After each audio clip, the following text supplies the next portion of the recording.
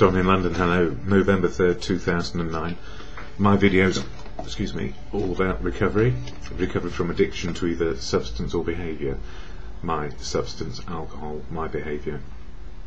Trying to be perfect, and never so. Workaholic, relationshipaholic, you name it, I could do it. And these days, I just find recovery one day at a time. So what happened to me? Well, drank for a long time. Didn't know why, really, when I became dependent, but I know why I started, because it took the edge off.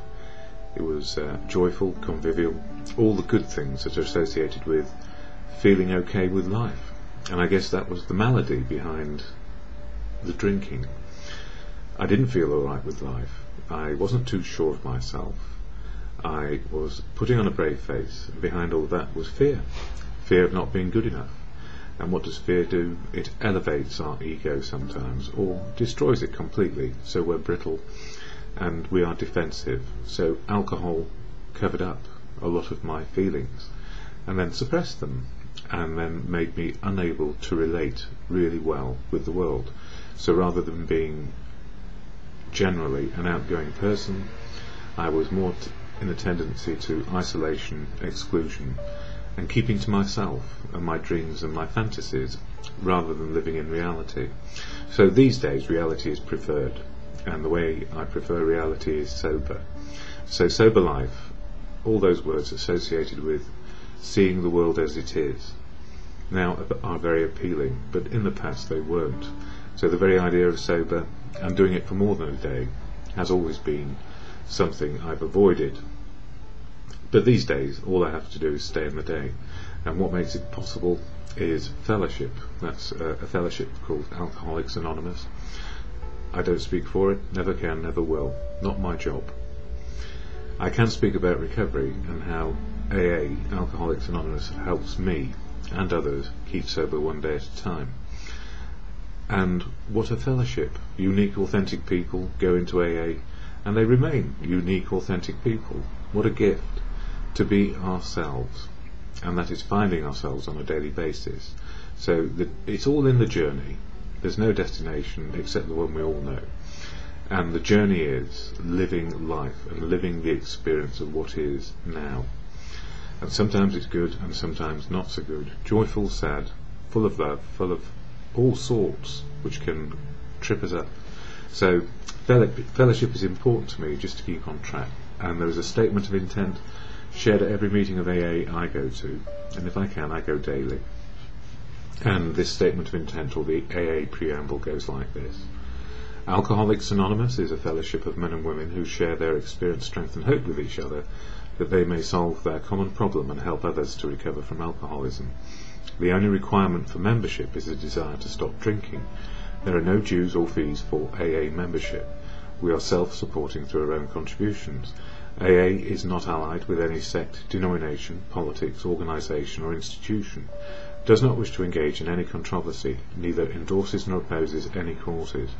Our primary purpose is to stay sober and help other alcoholics to achieve sobriety. So fairly simple, really. A simple fellowship with a simple purpose for people to stay sober one day at a time. And I like going to newcomers meetings where there are lots of people who are just starting out. And it's a delight to meet people who get to the fellowship a lot sooner than I did, have started to make their life change to the good, of good living and good conscience. And what a gift just to be in their company. Even if they're only a day sober, they are starting on a journey which will lead to living in reality rather than fantasy. And being there last night and hearing people share from one day sober through to I don't know how many years sober, doesn't matter. We all have the same place to go, a fellowship which does not judge us. That is, if we go in not judging people, we'll meet people who don't judge us, and those who do judge us probably will stay away from us. So the gift is we learn to live life in a more gentle way, which helps ourselves and other people. And what I share here, excuse me, I've got a bit of a cold coming.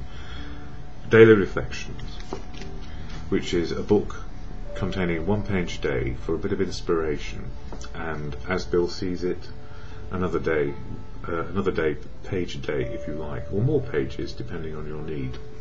And sometimes I need more than 1 page. And I also share from the AA Big Book, Alcoholics Anonymous. Sounds like an advert, but I'm just saying what I use on myself to keep me in a place of sobriety when I can't get to meetings, or when I need to reflect on what is going to make my day work. So there are 12 steps of action to change my attitude and behaviour on a daily basis, and these 12 steps I've learned over a period of time, and they're about living a better life process.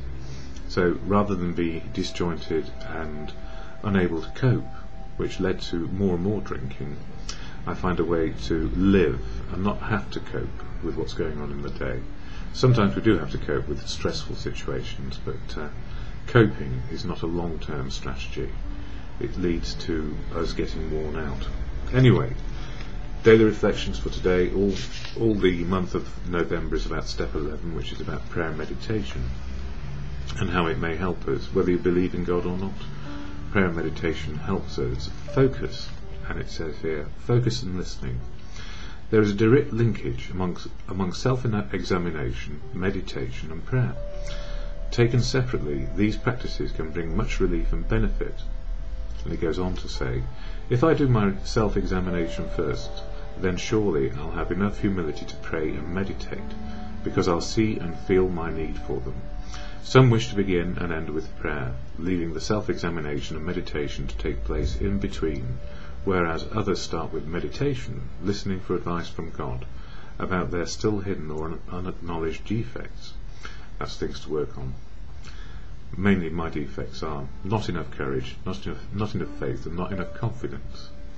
Still others engage in written and verbal work on their defects, ending with a prayer of praise and thanksgiving. These three, self-examination, meditation and prayer, form a circle without a beginning or an end. No matter where or how I start, I eventually arrive at my destination, a better life. And you know what, that's somewhat different to the life I had, where I had no prayer and meditation. I just had anger and resentment and fear. So the gift in all of this is living life less fearful, less ego, less brave-facing, a little bit more faith and a little bit more courage and a little bit more confidence as we build it up. And it's only a day size. That's as big as it gets, a day size. And in As Bill Sees It, this one, page 247, have you experimented? Since open-mindedness and experimentation are supposed to be the indispensable attributes of our scientific civilization, it seems strange that so many scientists are reluctant to try out personally the hypothesis that God came first and man afterward. Well, common sense. Nature and providence, universe. Along we came several billion, 100 billion years later. They prefer to believe that man is the chance product of evolution, that God, the Creator, does not exist. I can only report that I have experimented with both concepts, and that, in my case, the God concept has proved to be a better basis for living than the man-centered one, and that is the God of your understanding and good conscience. So it's not self-centered, or man-centered, or man-made centered, it's universal. Nevertheless, I would be first to defend your right to think as you will. I simply ask this question: in your own life, have you ever really tried to think and act as though there might be a God? Have you experimented? And I think the difference for me in there is I'm not God. I'm not in charge. I'm a part of something bigger. And I think that's what the fellowship, or feel that's what the fellowship did for me. It made me realise it's not all about me, and it's about how I am in living life, sharing and being a part of, looking out for what I can do for others rather than what they can do for me. So that serenity prayer of acceptance, which I share at the end of these videos, to God and good conscience, or both, or singularly, as you choose. God, grant me the serenity to accept the things I cannot change, courage to change the things I can, and the wisdom to know the difference is simply just for today.